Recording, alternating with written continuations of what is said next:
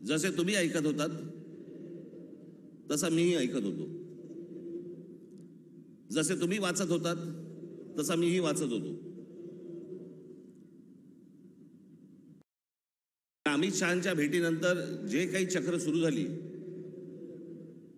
बरं हे आमचे बांधव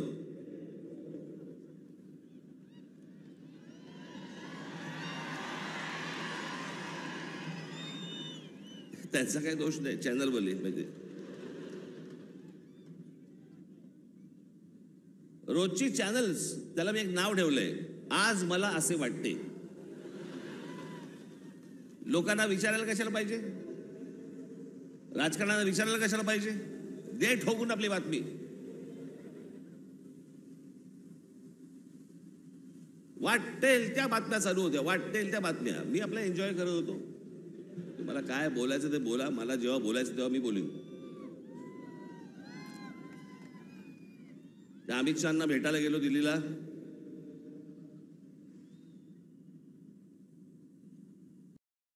तिथे अमित शहांना भेटीच्या वेळेला कोण, अमित शहा आणि मी. तुम्हाला कुठून रे कळलं?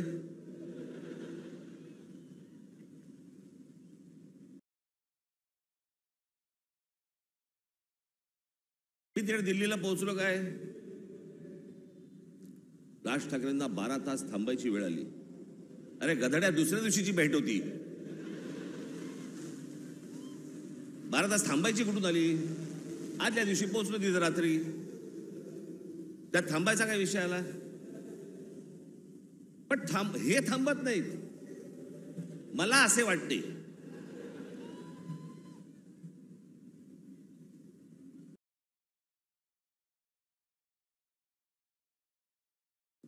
तिकडे काही पत्रकार मला भेटले, मला बोलले साहेब कधी भेटायचं? म्हटलं मला नाही भेटायचं. माझ्याकडे आता सांगण्यासारखं काही नसेल, मी काय सांगू, मला सांगा काय बोलू. म्हणून मी नाही म्हटलं. मी भेट झाली, तिकडनं विमानतळावरती आलो. इथून जाताना पण वो देखो जा रहे हैं,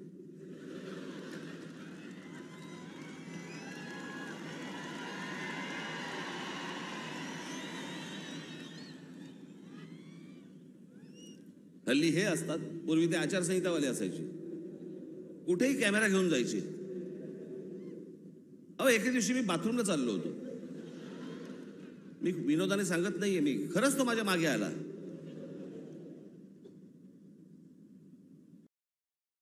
म्हटलं पुढे काय करायचं ठरवलंयस?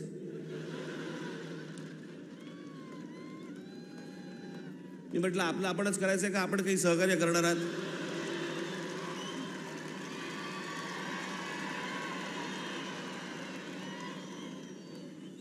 कुठे जरा मोकळीक म्हणून नाही. मी इथे माझ्या इकडे घराच्या बाहेर पत्रकार बिचारे ते बसलेले असतात, त्यांना काही, मी म्हटलं अरे एखादी गोष्ट ठरली, समजा निवडणुकीच्या संदर्भात ठरली, तर मी येऊन सांगीन ना की लपून लपून निवडणुका लढीन, कोणाला सांगू नको, मतदारांना कळवू नको मी निवडणूक लढवतोय.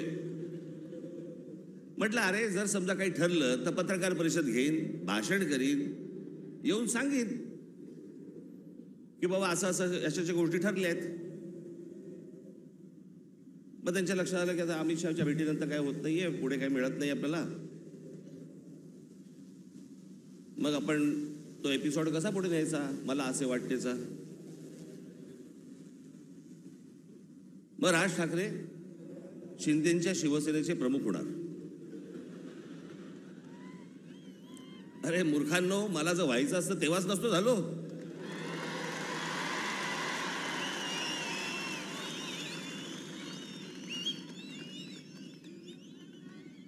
या माझ्या घरी इथे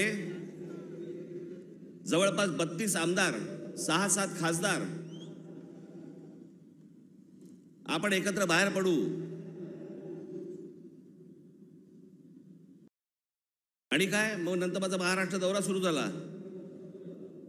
तोपर्यंत इकडे सगळे काहीतरी बांधणी सुरू होती. मी आता काही नावं नाही घेत कोणाची. आणि ह्यांना वाटलं मी काँग्रेस मध्ये ज्याला सत्ता होती त्यांची जॉईन होणार बाकीच्यांसारखा.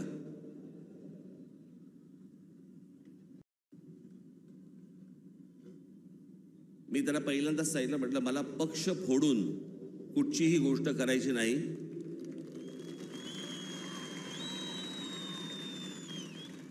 आत्ता म्हटलं माझ्या मनात विचार नाहीये, पण जर समजा मी काही केलं, पाऊल उचललं, तर स्वतःचा राजकीय पक्ष काढीन, पण कोणाच्या हाताखाली काम करणार नाही.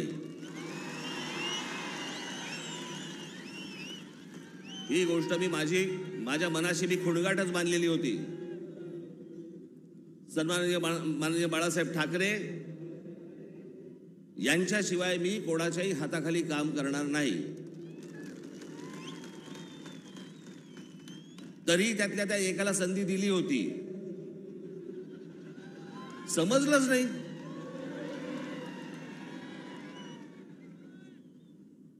जाऊन दे, पण तो झाला भूतकाळ. त्याच्यामुळे असल्या कोणत्याही गोष्टींवरती तुम्ही विश्वास ठेवू नका. मी कोणत्याही शिवसेनेचा प्रमुख, अध्यक्ष काही होणार नाही. मी जे अपत्य जन्माला घातलेलं आहे, महाराष्ट्र नवनिर्माण सेना, याचाच मी फक्त अध्यक्ष राहणार.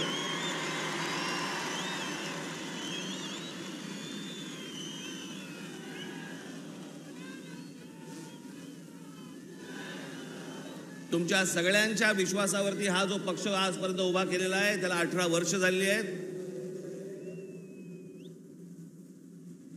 ही असली गोष्ट माझ्या मनाला शिवत देखील नाही. पण काही नाही, मी आपला हसत होतो, कारण त्यांचं काही करू शकत नाही आपण. आज मला असे वाटते, वेगवेगळ्या बातम्या, वेगवेगळ्या गोष्टी येत होत्या. मी खरं तर काही गोष्टी लिहून आणल्या होत्या तेव्हा. मग ते काहीतरी जागा वाटप,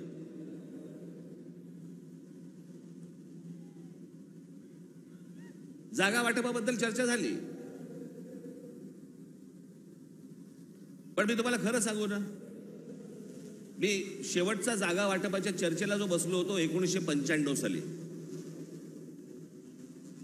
त्याच्यानंतर मी आजपर्यंत जागा वाटपाच्या चर्चेला मी कधी बसलो नाही. त्याच्यामुळे माझं टेम्परामेंटच नाही. 2 तू घे, 4 मला दे, मग ही नको, ती तू घे, तू ही घे, मग मला इथे सरकव, मग ह्याला इथे. मला ते जमत नाही, माझ्याकडनं होणार नाही, माझ्याकडनं जमणार नाही.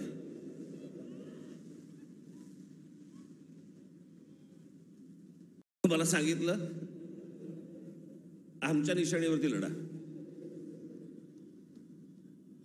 हे रेल्वे इंजिन आहे ना, हे तुमच्या कष्टाने कमवलेलं चिन्ह आहे. माझ्याकडे आयतं आलेलं नाही, सहज आलंय चिन्ह म्हणून आता मी त्याच्यावरती लढवायचं अजिबात नाही.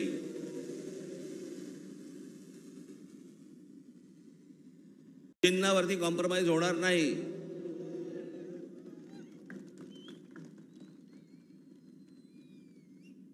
दिल्लीला गेलेले हे ठाकरे पहिलेच.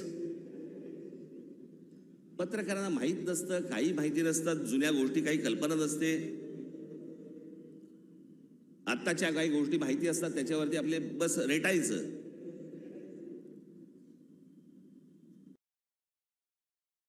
...1980 साली, मी तुम्हाला मुद्दामून सांगतो, 1980 साली माननीय बाळासाहेब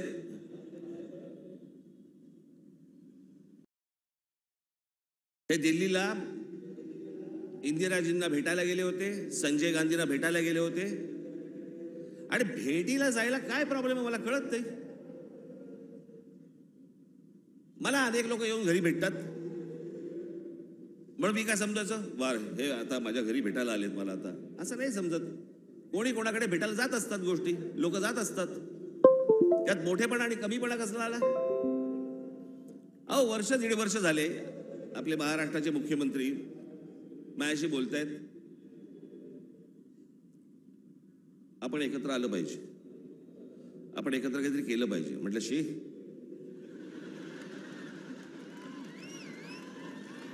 म्हटलं काय केलं पाहिजे?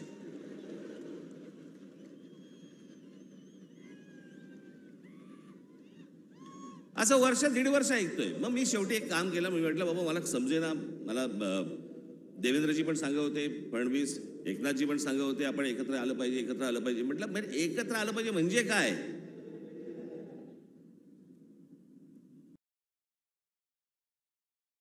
आणि मग त्याच्यात हे सगळे विषय निघाले. मग मी अमित शहांना फोन केला, म्हटलं मला जरा भेटायचं तुम्हाला, हे काय मला चाललंय मला समजत नाहीये, एकदा आपल्याशी बोलून मला काय नक्की ह्यांचं म्हणणं आहे ते मला एकदा कळलं पाहिजे. मग आमचं बोलणं झालं तिकडे, मग इथे आल्यावरती आमच्या तिघांचं बोलणं झालं, मग ते सगळं निशाणीवरती प्रकरण आलं.